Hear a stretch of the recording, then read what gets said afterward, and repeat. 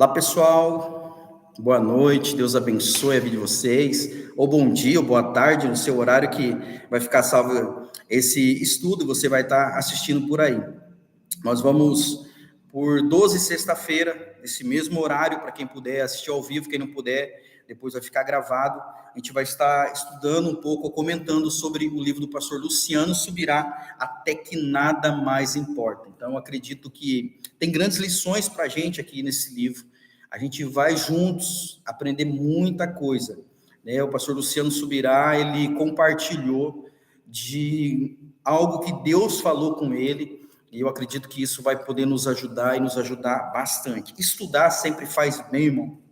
Estudar sempre faz bem. Você sabia que a Bíblia ela não era igual é para nós hoje? Ela não era assim, era só os livros. Aí estudiosos ali estudaram ela. Aí lá no ano de 1227, eu acho que por aí, foi que foi separada a Bíblia em capítulos. Então ficou bem mais fácil, né? E depois só em 1551 que a Bíblia foi separada em versículos. Pensa só. Aí hoje é essa facilidade para nós, né? Capítulos e versículos. Então a gente precisa saber disso. O estudo sempre nos faz bem.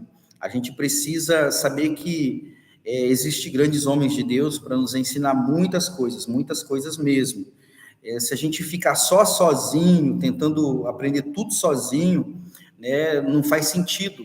Deus sempre revela partes a homens onde se juntam por um propósito. Então a gente precisa entender isso. Eu trouxe aqui, ó, um parafuso. Não sei se todos conhecem esse parafuso aqui, é algo bem comum, né?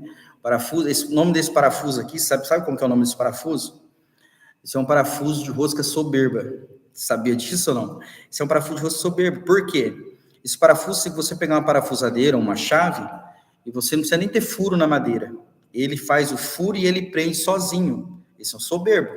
Soberbo é aquele que acha que não precisa de ajuda de ninguém, sabe? Igual esse parafuso aqui.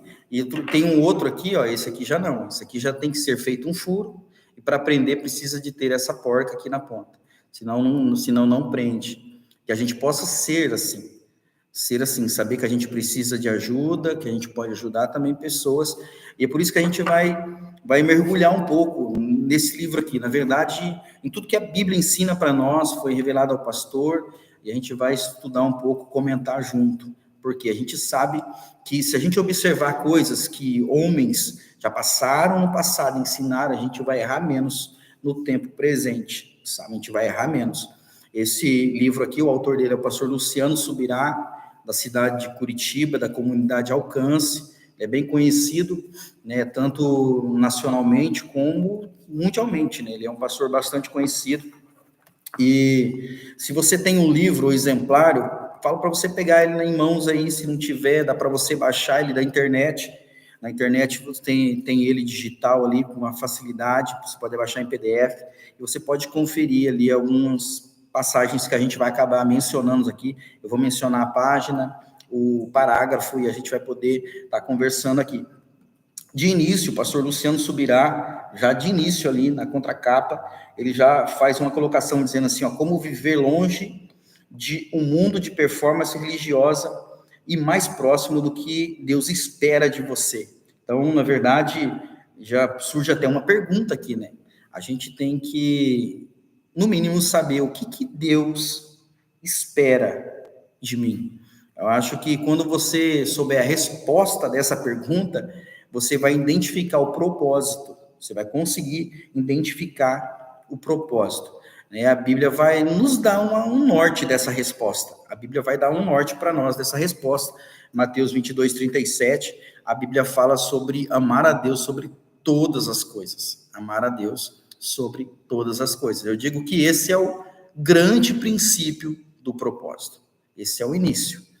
Até em questão de fazer a obra de Deus, até em questão de ser alguém na sociedade, o princípio é isso daqui.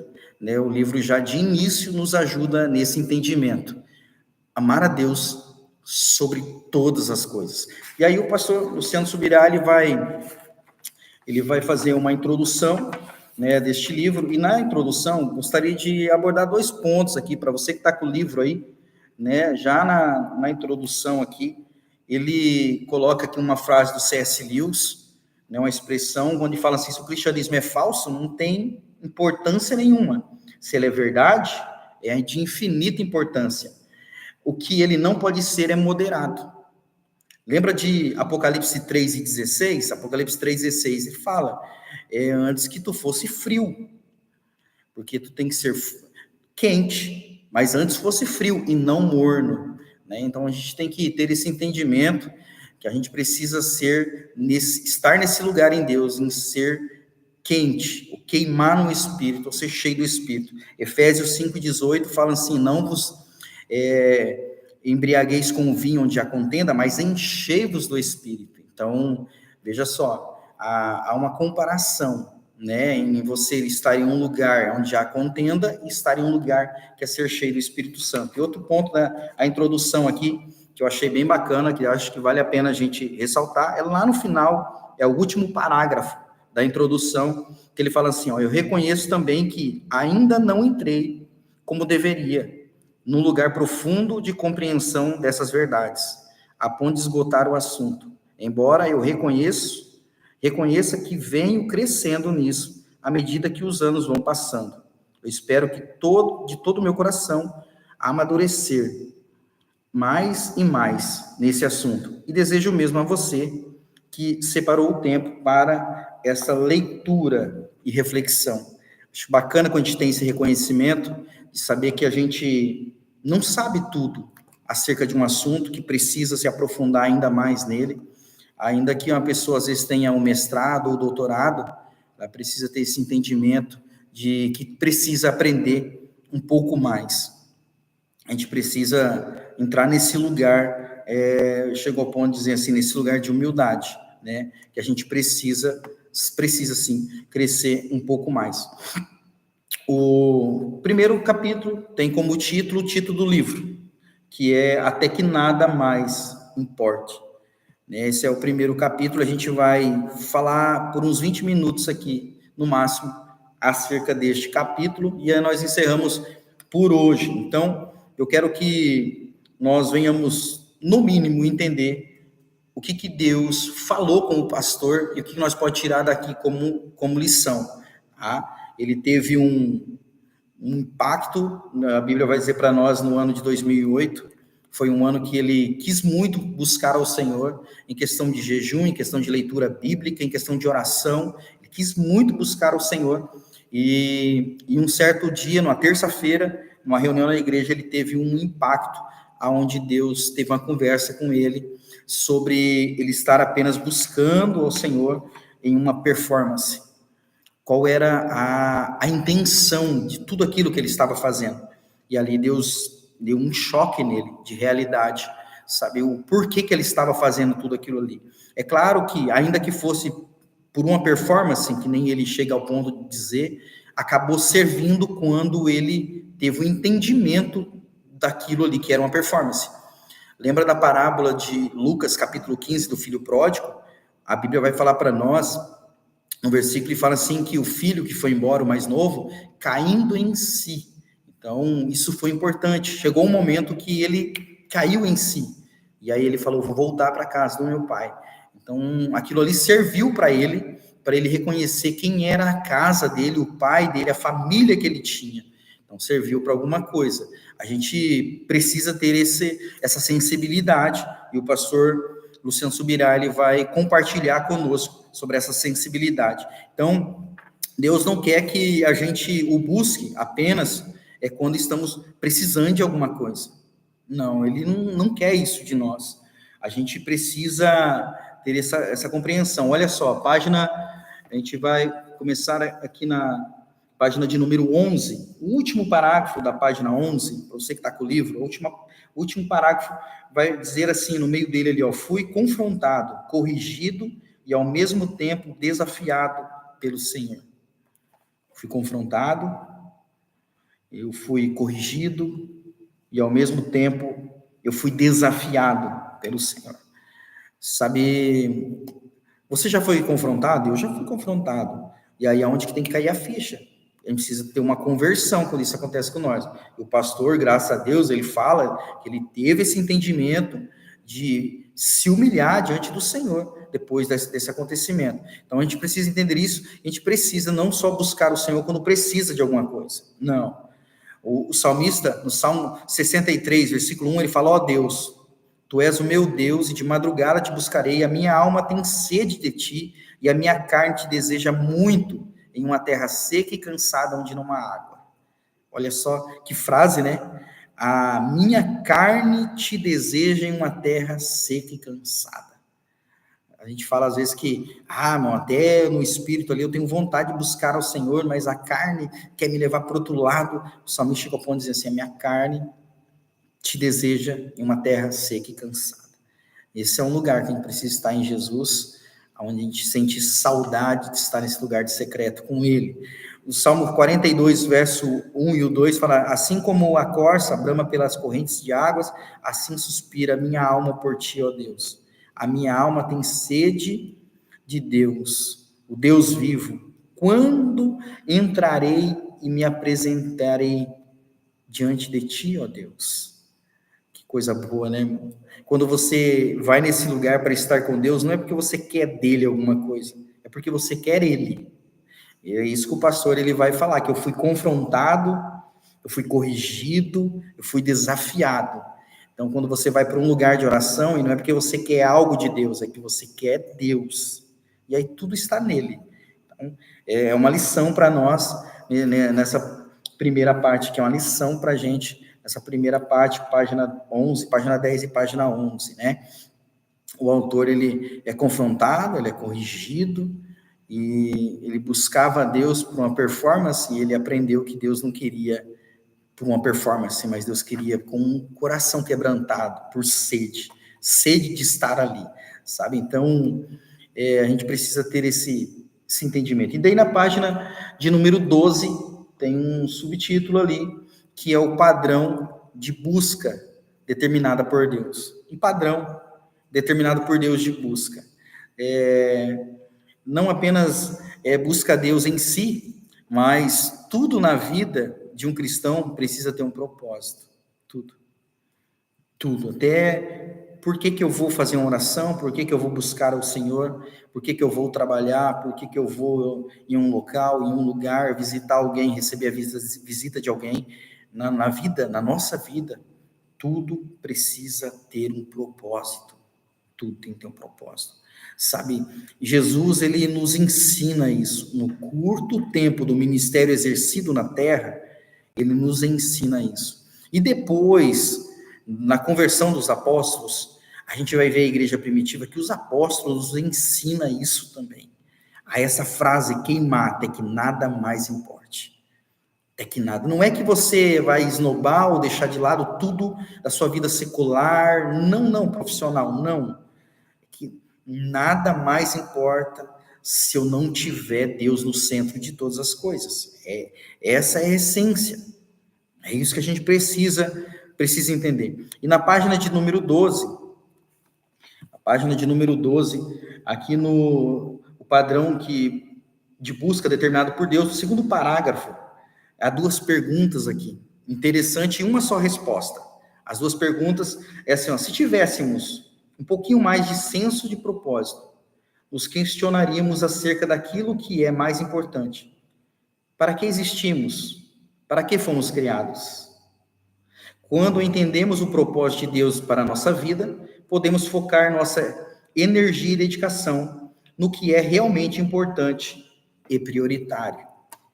Olha, duas perguntas, a resposta é uma só. Entender o propósito. Porque senão perde o sentido as coisas. A gente começa a caminhar com as coisas se tornando consequências da nossa vida, vivendo, corrigindo, consertando, criando as coisas, fazendo as coisas. Não, tudo precisa ter um propósito. A nossa busca talvez tenha vários motivos. A nossa busca em oração, a nossa busca em Deus pode talvez ter vários motivos, mas precisa ter um só propósito. E qual é esse propósito? Contemplar o Senhor. Contemplar Ele, sabe? Ter a alegria de estar com Ele, a nossa vida com Ele. O pastor conta do jejum de 21 dias que ele fez, do propósito de ler a Bíblia mais vezes no ano ali de 2008, de um propósito de oração muito intensa, mas Deus confronta ele dizendo, é uma performance. O que você queria era bater seus próprios recordes. Tem algum erro nisso? Não, se o propósito for correto. Se o propósito não for correto, está totalmente fora. Você pensou nisso já? Que a alegria que Deus sente em você ler a Bíblia ou não? Não, eu estou lendo para bater um próprio recorde, só para isso e mais nada. Você não vai ter nem revelação em texto nenhum livro. Mas quando a gente pega com um propósito, não, eu quero ler assim como um desafio para mim, e Deus vai te dando, eu já fiz isso na minha vida uma vez, em tentar ler em um tempo que seja recorde, e quando vinha alguma revelação de um texto, eu anotava num caderno, separava para que depois eu voltasse àquele lugar e estudava sobre aquele assunto, e eu anotava ali qual que era a revelação, a interpretação que veio. A gente possa também ter esse entendimento. Na página de número 13, ali em cima, já no primeiro parágrafo, no final dele, eu sublinhei ali o seguinte: é lógico que se estiver em apuros e diante de grandes tribulações, esse cristão pode aumentar consideravelmente suas orações e, em casos extremos, até mesmo jejuar. Meu Deus, que coisa, não? Ainda que seja situação difícil, que nos leva a buscar o Senhor, a gente precisa saber da sua vontade naquilo que buscamos. Pessoas que, quando entram nesse estreito, conseguem ter uma vida intensa com Deus, muito além do que quando está na bonança.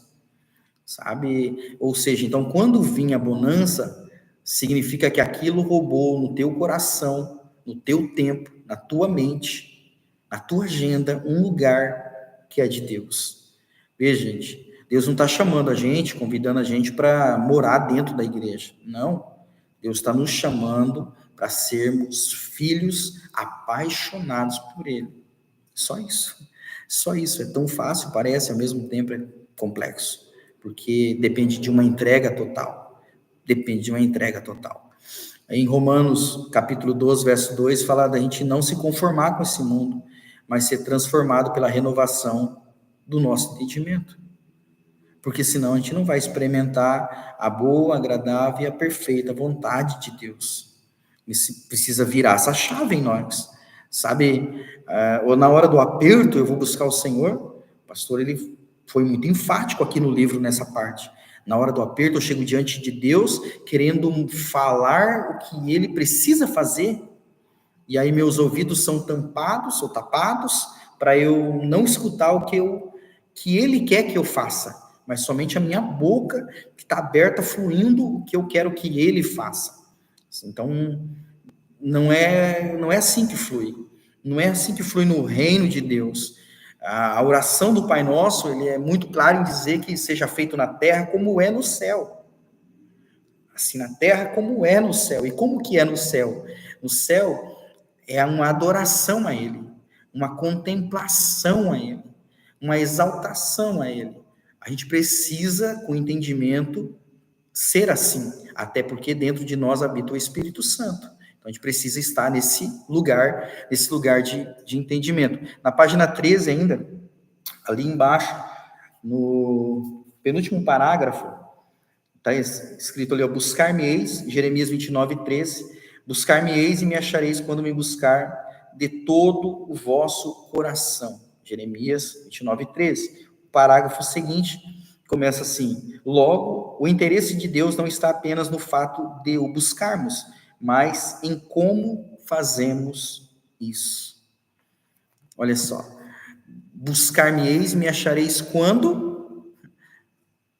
me buscar de todo o coração. O que é buscar de todo o coração? Buscar de todo o coração é estar inteiro ali, nessa busca, estar inteiro naquele lugar, é estar ali mesmo presente. Não é você estar ali, a mente está voando no lugar, a fala está...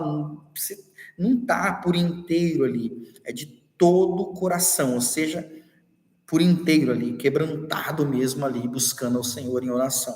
Gente, isso é oração. Isso é oração. Você chegar diante de alguém e conversar com essa pessoa e ouvir essa pessoa, isso é oração. E você imagina a grandeza de Deus, imagina agora quem é Deus diante de tudo que a gente sabe sobre ele. A grandeza dele como Criador, como Senhor, como Salvador. A Bíblia, no livro de Isaías, capítulo 40, vai falar a grandeza desse Deus, o tamanho que é esse Deus, a proporção que é esse Deus. Aí ele, tão importante quanto ele vem para te dar toda a atenção em oração, e você, sendo quem você é, eu sendo quem eu sou, converso com ele sem estar totalmente ligado com toda a atenção a ele. Então, que a gente possa ter essa intensidade de busca ao Senhor, né? Marcos 12:30 é o primeiro mandamento, fala assim: amarás, pois, o Senhor teu Deus de todo o teu coração, de toda a tua alma, de todo o teu entendimento e de todas as tuas forças. Olha só, hein? Todo o teu coração, de toda a tua alma, de todo o teu entendimento, de todas as tuas forças. Amar a Deus com todas as tuas forças. Isso é necessário para quem quer ter uma vida de comunhão com o Senhor. Na página de número 14, lá no finalzinho, lá no final,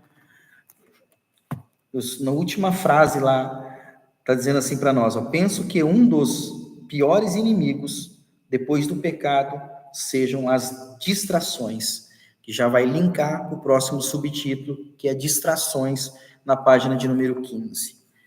Então, a distração, o que nos distrai, chama a nossa atenção, tira nós do foco, sabe? O que às vezes nos distrai são coisas que nós gostamos ou que nós temos medo.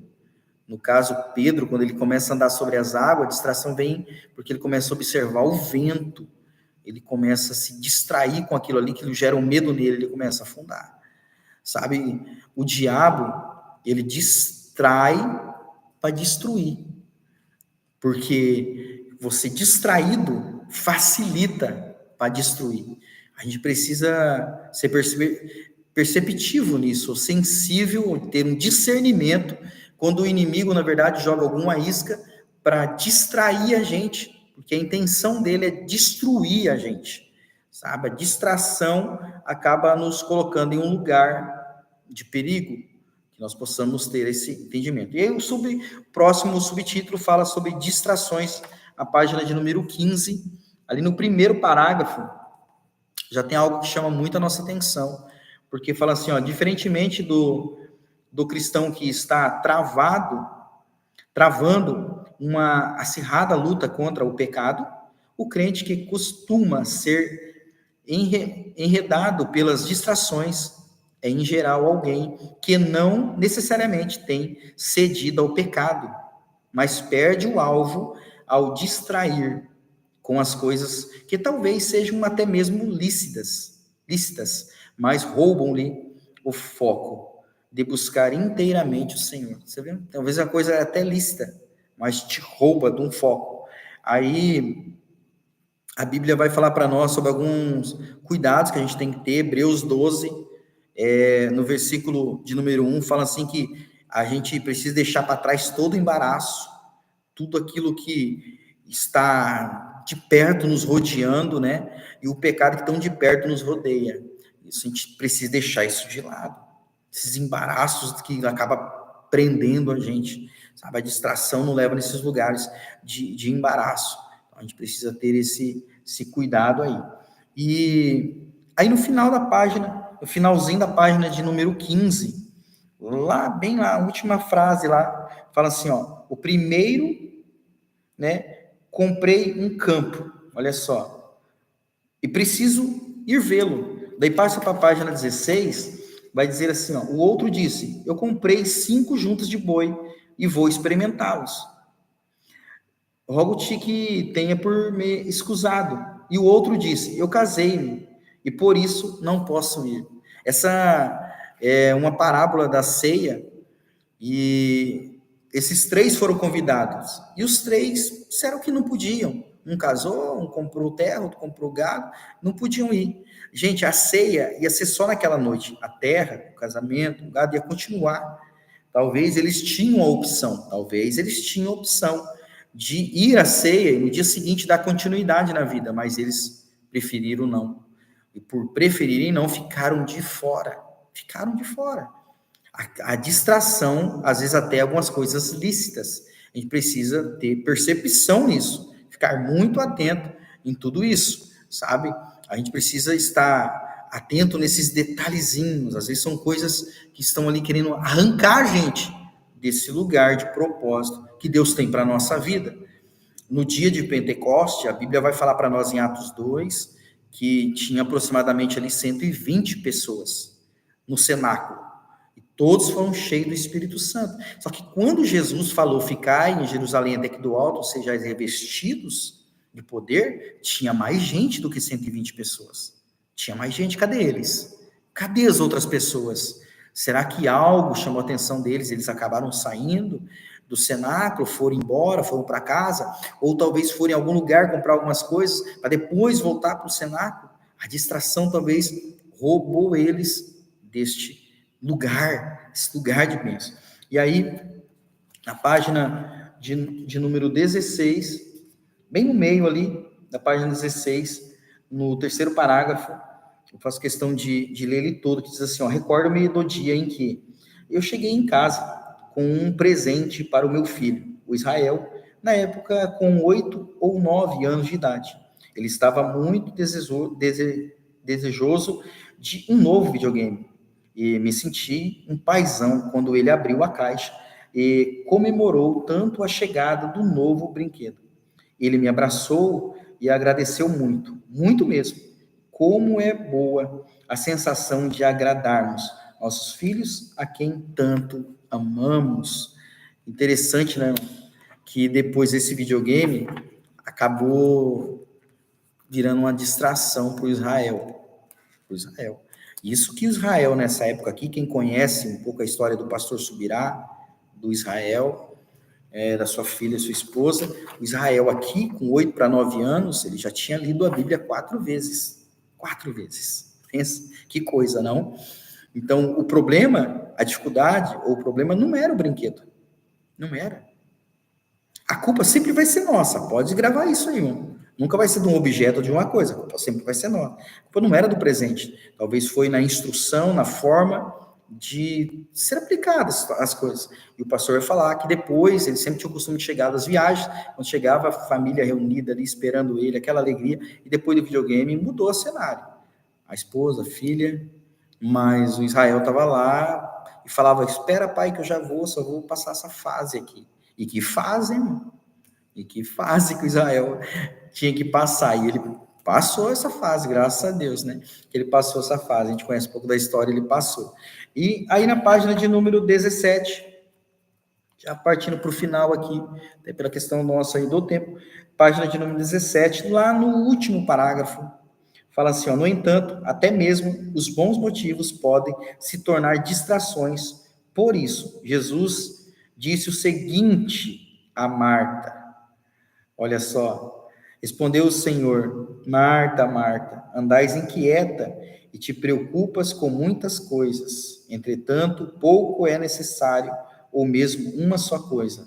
Maria, pois, escolheu a boa parte, e esta não lhe será tirada. Olha só. A Bíblia não vai falar para nós em nenhum momento ali que Jesus foi na casa delas, ali em Lucas 10, 41, 42, que é o texto que a gente leu, que ele foi lá para fazer uma refeição. Ele chegou lá, sentou e começou a conversar com eles, um momento de comunhão. Diferente de muitos líderes hoje, né, irmão? Tem muitos líderes hoje que fosse ao contrário, ia lá só para comer. Só para comer, na verdade, para comunhão não seria, né? Tem muitos líderes hoje que ia elogiar Marta e falar para Maria, vai lá ajudar ela para a comida sair logo, né? Mas o texto bíblico aqui não, né? Ele vai dizer que Marta estava distraída com muitos afazeres, com muitas coisas, e Maria estava realmente preocupada, cuidando de algo que não tinha como tirar dela, arrancar dela, que era aquilo que Jesus estava falando. Então, você tem que ter essa percepção. Jesus foi na casa deles e não foi para fazer uma comida, uma refeição, ele foi lá para ter uma comunhão com eles. Então, a gente tem que ter essa percepção da nossa vida com Jesus. Esse é o primeiro capítulo desse livro, até que nada mais importa. Até que nada mais importa. Que a gente possa ter esse discernimento desses dois subtítulos que a gente passou por eles aqui. Né? Ter o conhecimento de como é o padrão de busca determinado por Deus, que é de todo o coração, amando a Ele sobre todas as coisas. Então, que a gente possa ter esse discernimento. E o segundo subtópico que a gente passou, que é as distrações. Que as distrações não nos roubem desse lugar. Jesus, quando estava para ser preso, ele foi a um jardim, ao monte, né? Ao Monte das Oliveiras, e ali tinha um jardim, conhecido como Jardim do Getsemane. E ele estava ali, nesse jardim, em oração, e ele levou 3 discípulos com ele. 3 discípulos com ele, para estar junto com ele nessa hora. E eles perderam uma grande oportunidade de estar junto em oração, se fortalecendo. Eles dormiram. Que eu vou para o final agora e eu encerro. Que Jesus, às vezes, ele te chama você para um particular, para um lugar com ele, e às vezes nós dormimos. E por dormir, a gente acaba não desfrutando de um momento com ele e não entendendo as coisas que estão para acontecer. Tanto é verdade que nos foge, Pedro corta a orelha do servo do soldado, e totalmente fora do propósito, depois ele tenta seguir, ele nega Jesus, coisa que Jesus tinha falado para ele que iria acontecer. Então, que a gente possa aproveitar esse lugar que Jesus, veja só, ele levou os 3 para estar com ele em um lugar de oração, e eles dormiram. Talvez a gente possa encerrar esse capítulo aqui primeiro, até que nada mais importe, assim como o pastor Luciano Subirá, ele vai falar desse texto que queimou nele. Jesus falou com ele e queimou muito, que é Filipenses 3, versículos 7 e 8.